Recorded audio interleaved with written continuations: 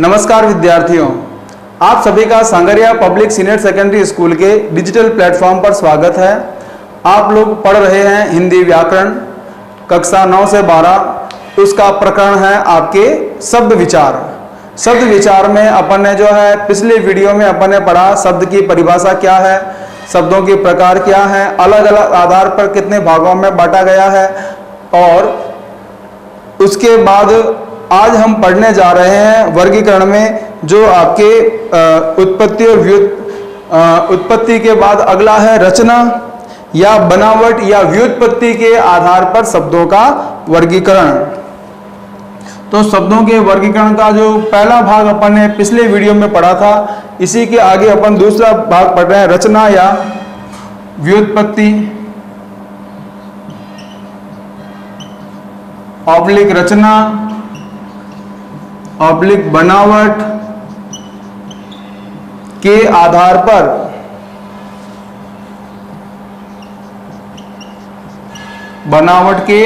पर जो है शब्दों का वर्गीकरण। ये कितने प्रकार के होते हैं? ये होते हैं आपके 3 प्रकार के। कितने प्रकार के होते हैं? 3 प्रकार के होते हैं। 3 प्रकार के होते हैं। तो इसमें पहला प्रकार कौन सा है भाई? पहला प्रकार है आपके रूढ़ शब्द, दूसरा प्रकार है आपके यौगिक शब्द और तीसरा प्रकार है आपके योग रूढ़ शब्द। इसमें दोनों मिल जाएंगे, योग रूढ़ शब्द। ठीक है, तो अब हम पहला देखते हैं रूढ़ शब्द किसे कहते हैं। रूढ़ शब्द जिन शब्दों के सार्थक खंड न हो सके, जिन शब्दों के सार्थक खंड मतलब टुकड़े न हो सके, उसे क्या कहते हैं? उसे रूढ़ शब्द कहते हैं।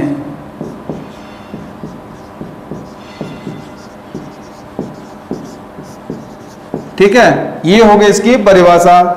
अब उसके बाद में अन्य शब्दों के मेल से जो नहीं बनता है वो भी अपने क्या है, वो भी रूढ़ हो जाएगा।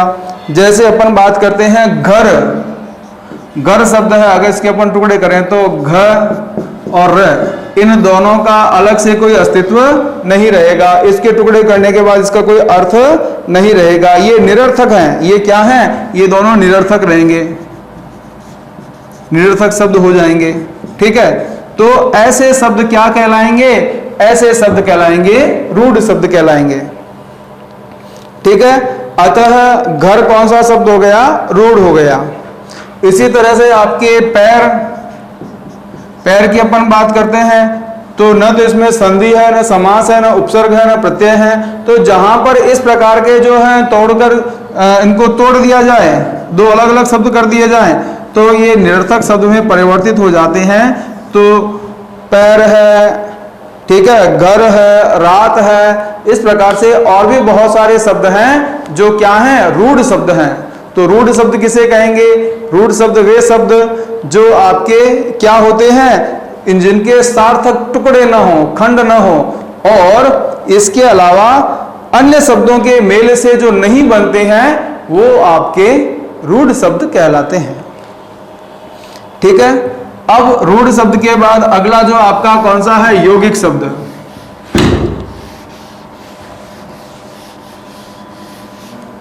दूसरा शब्द कौन सा है? यौगिक शब्द। यौगिक शब्द में क्या होता है? यौगिक शब्द का अर्थ होता है मेल से बना हुआ। योग का अर्थ होता है मेल, यौगिक का अर्थ होता है मेल से बना। अब मेल से कैसे बनेगा भाई? जो 2 शब्दों के मेल होता है, जो 2 या 2 से अधिक शब्दों से, जो 2 या 2 से अधिक शब्दों के मेल से, 2 या 2 से अधिक शब्दों के मेल से बनता है, क्या कहलाता है? यौगिक शब्द कहलाता है। अब यौगिक शब्द कैसे? जैसे आपके यौगिक शब्द में आता है आपके एक तो संधि, एक आता है समास, एक आता है उपसर्ग, एक आता है प्रत्यय। इनसे ये यौगिक शब्द बनते हैं। ठीक है, संधि किसे कहते हैं, संधि के प्रकार क्या है, ठीक है, ये सारे अपन पढ़ेंगे आगे डिटेल में। संधि के बाद समास प्रकरण भी अपन पढ़ेंगे डिटेल में, उपसर्ग प्रकरण भी पढ़ेंगे डिटेल में, और प्रत्यय भी अपन पढ़ेंगे विस्तार से। जैसे संधि की अपन बात करें, विद्यार्थी, विद्या धन अर्थी, अर्थ ग्रहण करने वाला, तो क्या बना, विद्यार्थी। ठीक है, इसी तरह से और भी बहुत सारे शब्द हैं, जैसे अपन करते हैं, जैसे पंचानन, पंचानन, पांच है आनंद जिसके, है ना, ब्रह्मा, तो पंच आनंद, आनंद मतलब होता है मुख। तो इस तरह से आपके दो या दो से अधिक शब्दों के मेल से जो शब्द बनते हैं वो क्या कहलाते हैं, यौगिक कहलाते हैं। इसी तरह से उपसर्ग प्रत्यय की जहां अपन बात करें, जैसे ज्ञान, ज्ञान के आगे कौन सा है, वी, तो क्या बना नया शब्द, विज्ञान, विशिष्ट ज्ञान। ठीक है, इसी तरह से आपके समाज, समाज, समाज में एक प्रत्यय जुड़ा तो परिवर्तन होता है, ई यहां पर भी परिवर्तन करेगा और यहां पर भी करेगा, तो क्या बन जाएगा, सामाजिक, सामाजिक, है ना, आ की मात्रा आ गई, आगम हो गया और एक लग गया। तो इस तरह से संधि, समास, उपसर्ग और प्रत्यय मेल से जो नए शब्द बनते हैं, योग से जो नए शब्द बनते हैं, वो कहलाते हैं आपके यौगिक शब्द। ठीक है, तो ये यौगिक शब्द क्या है आप लोगों को समझ में आया होगा, और इसमें कौन कौन से प्रकरण टॉपिक आते हैं वो भी आप लोगों ने सुने हैं, समझे हैं। इन प्रकरणों को विस्तार से भी अपन क्या करेंगे, आगे देखेंगे अगली कक्षाओं में। ठीक है, अभी आगे देखिएगा योग रूढ़ शब्द।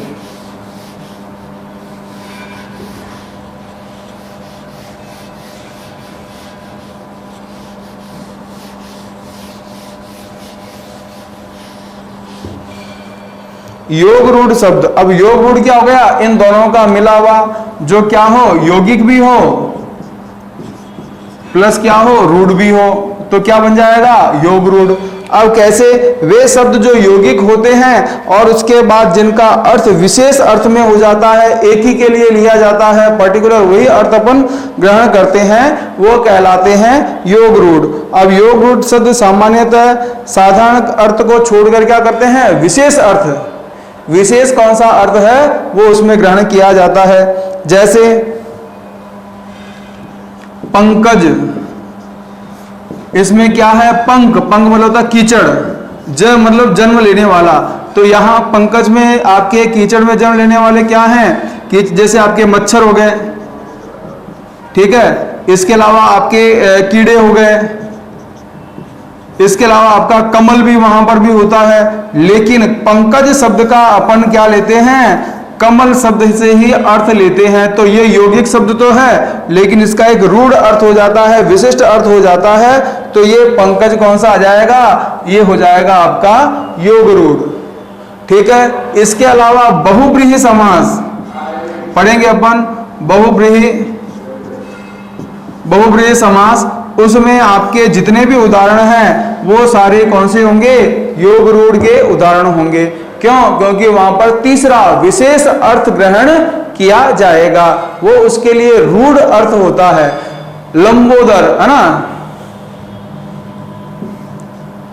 लंबोदर मतलब लंब प्लस उदर, जिसका पेट बड़ा है, तो बड़े पेट का आदमी तो खूब सारे होते हैं, तो उनको हम लंबोदर थोड़ी कहते हैं। लंबोदर का अर्थ हो जाएगा आपके गणेश से, तो ये जो गणेश लेते हैं अपन अर्थ, ये लंबोदर का क्या हो गया, योग रूढ़ अर्थ हो गया। तो ये योग रूढ़ शब्द क्या कहलाएंगे, वे यौगिक शब्द जिनका विशेष अर्थ ग्रहण किया जाता है, वे आपके योग रूढ़ शब्द कहलाएंगे।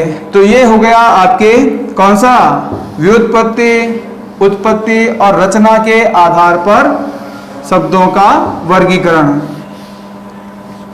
अब इसके बाद में तीसरा जो वर्गीकरण है वो कौन सा है? वो रूप या प्रयोग के आधार पर। कौन सा है? रूप या प्रयोग के आधार पर।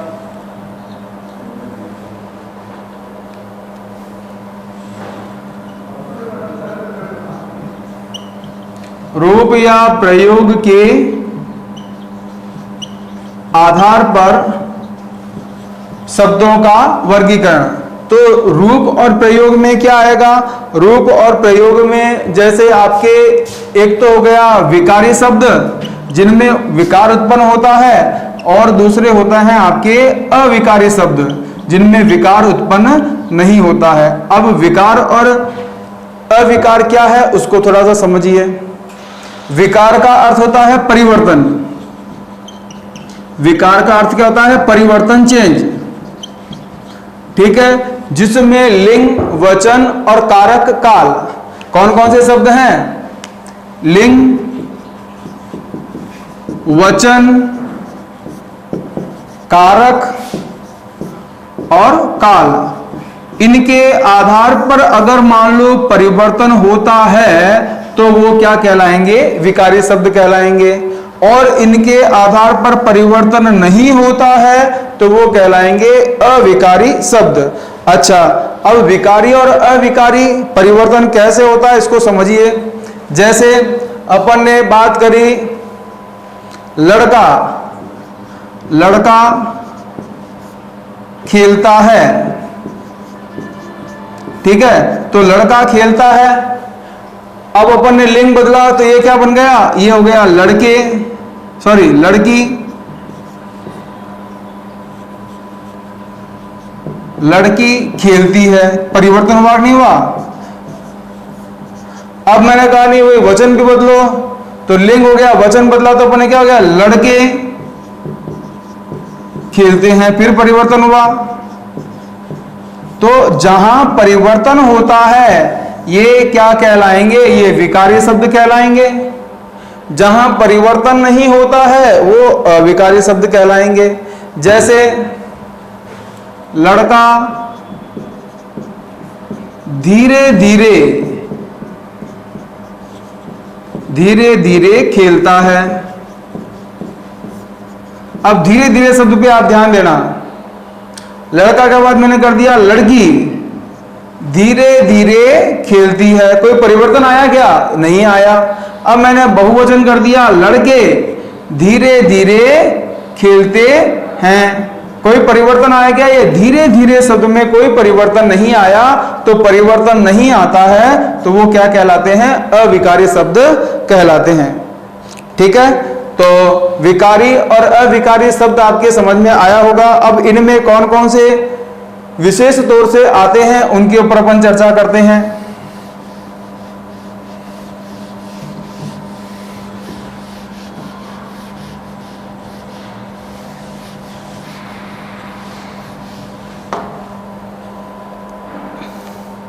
जिन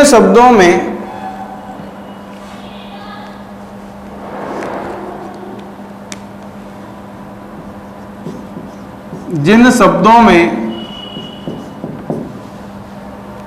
लिंग, वचन, कारक और काल के कारण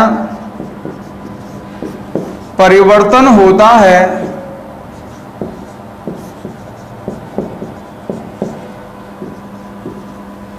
वे विकारी शब्द कहलाते हैं।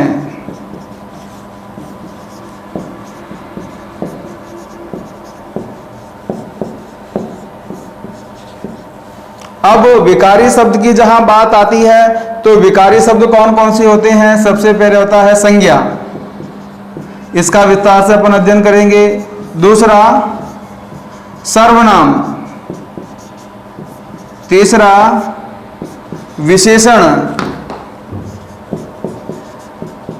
और चौथा क्रिया। ये क्या हैं? ये आपके 4 विकारी शब्द हैं। संज्ञा किसे कहते हैं? संज्ञा जैसे आपके व्यक्ति वस्तु स्थान के नाम, जहां नाम है वो सब क्या है? संज्ञा है। जैसे मोहन, सीता, विद्यालय, पर्वत, है ना, ये सब क्या है? ये सब संज्ञाएं हैं। ठीक है, किसी का भी नाम जो रहेगा वो आपके क्या हो जाएगा? संज्ञा हो जाएगा। फिर उसके प्रकार भी अपन पढ़ेंगे, जातिवाचक, व्यक्तिवाचक और भाववाचक। ठीक है, फिर उनका विस्तार से अगर अपन अध्ययन करेंगे तो द्रव्यवाचक और वो जो है और भी उसके जो प्रकार हैं वो भी अपन इसमें देखेंगे। फिर संज्ञा के बाद क्या आता है? सर्वनाम। सर्वनाम वे शब्द जो आपके कहाँ संज्ञा के स्थान पर प्रयुक्त होते हैं वे आपके कौन से हो जाते हैं? सर्वनाम कहलाते हैं। जैसे मोहन खाना खाता है, मोहन की जगह मैंने कहा वह खाना खाता है, या मैं खाना खाता हूं तो वह और मैं, ये दोनों क्या हैं? ये सर्वनाम है जो किसी की संज्ञा के स्थान पर प्रयुक्त होते हैं। संज्ञा सर्वनाम के बाद विशेषण, जो संज्ञा और सर्वनाम की विशेषता बताते हैं वे शब्द क्या कहलाएंगे? विशेषण कहलाएंगे। जैसे मोहन काला लड़का है, लड़का काला, काला क्या हो गया? विशेषण हो गया। सुंदर घोड़ा, घोड़े की क्या हो गई? विशेषता, सुंदर हो गया। ठीक है, तो ये सुंदर और ये काला जो है ये क्या है? किसी की विशेषता बता रहे हैं, तो ये क्या कहलाएंगे? विशेषण कहलाएंगे। तो इनका हम क्या करेंगे? विस्तार से अध्ययन करेंगे। फिर क्रिया है, जाता है, जाती है, जाते हैं, है ना, खेलता है, खेलती है, खेलते हैं, तो ये परिवर्तन होता रहेगा। तो ये क्या कहलाएंगे? ये आपके संज्ञा, सर्वनाम, विशेषण और क्रिया, ये हो गए आपके विकारी शब्द। संज्ञा में जैसे घोड़ा, घोड़ा, घोड़ी और घोड़े, ये हो गया संज्ञा शब्द। उसके बाद सर्वनाम में क्या हो गया? सर्वनाम में जैसे मैं से क्या बनता है? मुझे, मैं, मुझी, है ना, मेरा, मेरी, मेरे, हम में, हमें, हमारा, हमारी, हमारे, यह, वह, उसका, यह, उन, है ना, ये, उन्हें, ये सारे क्या हैं? ये उनके परिवर्तित रूप हैं। तो सर्वनाम जो संज्ञा के स्थान पर प्रयुक्त होते हैं। फिर विशेषण, अच्छा, अच्छी, अच्छे, नया, नई, नए, पहला, पहली, पहले, क्रिया में पढ़ता है, पढ़ती है, पढ़ते हैं, पढ़ा, पढ़े, पढ़ी, है ना। तो संज्ञा, सर्वनाम, क्रिया, विशेषण, ये सब कौन से शब्द हो गए? ये शब्द हो गए आपके विकारी शब्द। कौन से शब्द हो गए? विकारी शब्द। अब हम बात करते हैं अविकारी शब्दों की। किनकी बात करेंगे अपन? अविकारी शब्दों की। अविकारी शब्द कौन से हैं?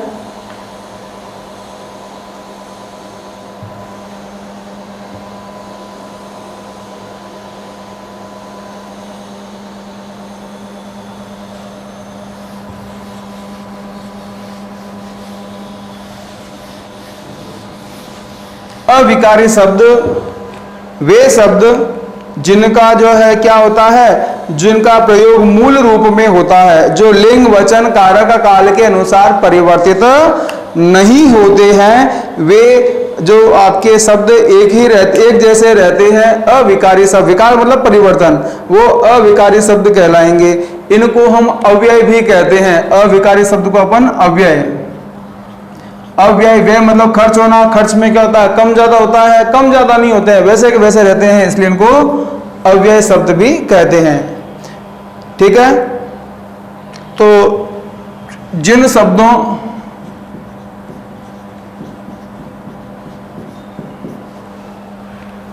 शब्दों का प्रयोग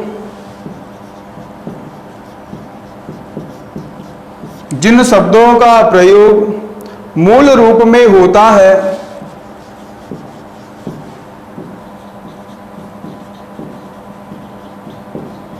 जिन शब्दों का प्रयोग मूल रूप में होता है,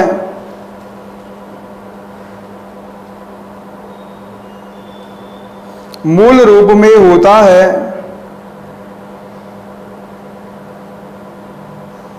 और लिंग, वचन, कारक, काल आदि के कारण परिवर्तन नहीं होता है आदि के कारण परिवर्तन नहीं होता है, वह क्या कहलाते हैं? वे कहलाते हैं अव्यय या अविकारी शब्द कहलाते हैं। ठीक है, अब ये शब्द कितने प्रकार के होते हैं भाई? ये शब्द 4 प्रकार के होते हैं। पहला होता है इसमें आपके क्रिया विशेषण,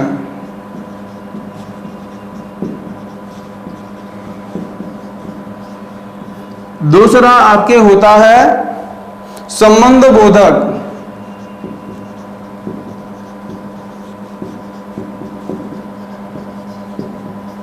तीसरा इसमें होता है समुच्चय बोधक,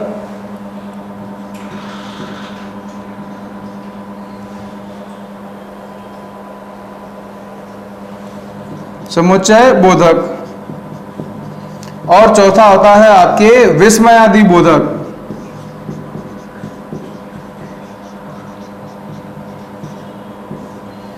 विस्मयादि बोधक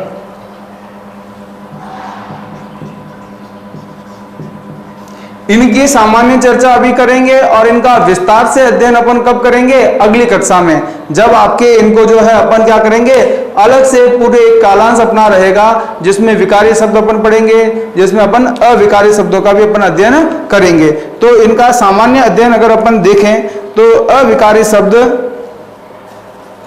जो है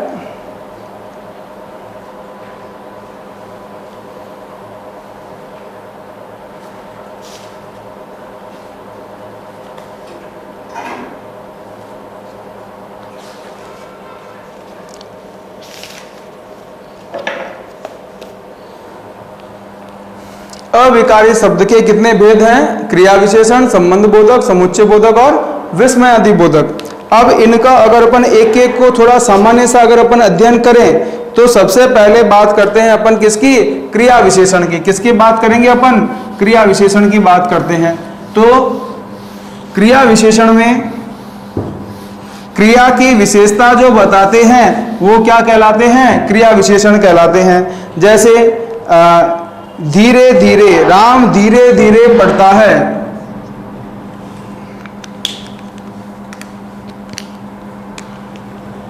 राम धीरे धीरे पढ़ता है। राम धीरे धीरे पढ़ता, तो ये जो धीरे धीरे शब्द है वो किसकी विशेषता हो गई? पढ़ने की विशेषता हो गई। क्रिया की विशेषता है, इसलिए ये क्या कहलाएगा? क्रिया विशेषण कहलाएगा। ठीक है, अब अगर हम क्रिया विशेषण की बात करें तो इसका जो है बहुत सारे इसमें जो है आपके क्या हैं? क्रिया विशेषण के भेद अपन देखने को मिलते हैं। जैसे हम बात करते हैं स्थितिवाचक। स्थिति में क्या होगा कि उनकी क्रिया की स्थिति, जैसे आगे पीछे, आगे दौड़ा पीछे दौड़ा, है ना, तो आगे पीछे ऊपर नीचे, ये क्या हो जाएगा? ये हो जाएगा आपके स्थितिवाचक। स्थिति को बताएंगे, क्रिया की स्थिति कैसे हो रही है। फिर उसके बाद में दिशावाचक, दूसरा क्या हो जाएगा? दिशा संबंधी बताने वाला, जिसमें आपके क्या हो जाएगा? जैसे दिशा में हो जाएगा इधर उधर, पास दूर, दाएं बाएं, ये दिशा डायरेक्शन से संबंधित रहता है। तो क्रिया की जो विशेषता होगी वो आपके स्थिति और दिशा।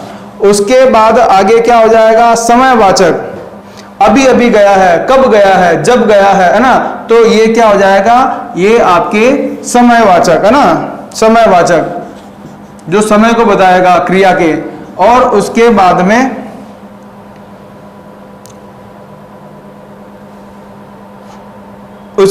में न्यूनता और अधिकता, न्यूनता बताने वाले और अधिकता बताने वाले। ठीक है, न्यूनता बताने वाले शब्द कैसे होते हैं? जैसे न्यूनता में क्या हो गया? थोड़ा, कम, जरा, है ना, और उसके बाद कुछ, किंचिन। इसी प्रकार से अधिकता बताने वाले बहुत, अधिक, है ना। तो ये सब क्या है? ये सब क्रिया विशेषण है। फिर आता है आपके रीतिवाचक। रीतिवाचक में क्या रहेगा? उसका तरीका बताएगा, है ना। जैसे धीरे धीरे, तेज, फटाफट, ये सब क्या है? ये सब आपके क्रिया विशेषण हैं। ये सब क्या हैं? आपके क्रिया विशेषण। तो इन क्रिया विशेषणों को अपने ढंग से देखना है और इनको ढंग से समझना है। फिर आपके आगे आता है संबंध बोधक अव्यय या अविकारी शब्द। संबंध बोधक अव्यय में क्या होता है? जो अव्यय किसी संज्ञा या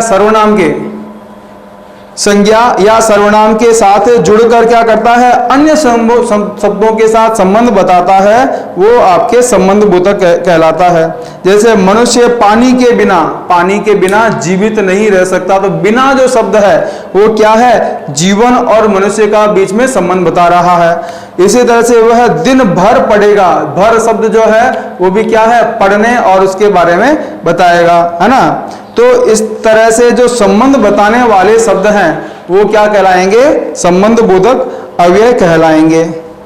ठीक है। और उसके बाद आपके आता है समुच्चय बोधक। संबंध बोधक के बाद अगला क्या आता है? समुच्चय बोधक। समुच्चय बोधक क्या होता है? दो शब्दों, दो शब्दांशों,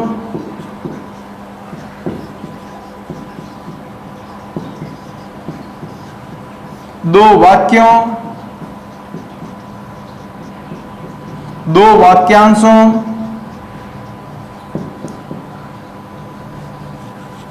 वाक्यांशों को जो जोड़ता है, ठीक है, तो वो क्या कहलाएगा? वो कहलाएगा समुच्चय बोधक। ठीक है। तो दो शब्दों और वाक्यांशों को जो जोड़ता है वो आपके अलग करने का भी काम करता है, वो आपके समुच्चय बोधक। जैसे और दो चार होते हैं। राम लक्ष्मण और ना, राम लक्ष्मण, है ना, यहां पर ये नहीं। ठीक है। जैसे आपके कविता, सविता और मेघा बहुत अच्छी लड़कियां हैं। तो ये क्या है? ये और शब्द संयोजक हो गया। विभाजक रविंद्र या कविंद्र स्कूल जाएगा, या शब्द आते ही दोनों को अलग करने वाला हो गया। तो ये क्या है? ये आपके समुच्चय बोधक हैं। और अंत में क्या है? विस्मयादि बोधक, जिनमें आपके मनोभावों की क्या होती है? प्रदर्शन होता है। जिसमें आश्चर्य, जिसमें शोक, आश्चर्य, घृणा,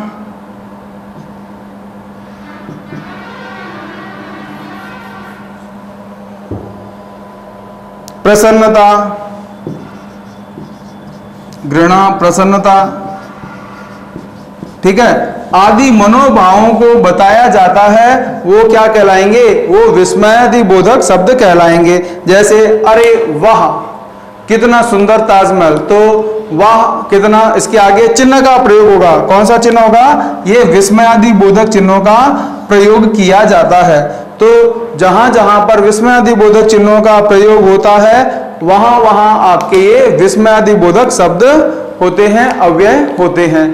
तो बच्चों, ये आप लोगों को जो आपके शब्दों का वर्गीकरण अपन ने पढ़ा, दो प्रकार के जो शब्द हैं, ठीक है, रचना और बनावट के आधार पर, ठीक है, और उसके बाद में व्याकरणिक दृष्टि के आधार पर जो आपके शब्दों के प्रकार हैं, ठीक है, उसके जो है अभी अपन ने अध्ययन किया है। ठीक है। आगे जो अंतिम बचा हुआ है अर्थ के आधार पर, इसका अध्ययन अपन अगली कालांश, अगली कक्षा में करेंगे।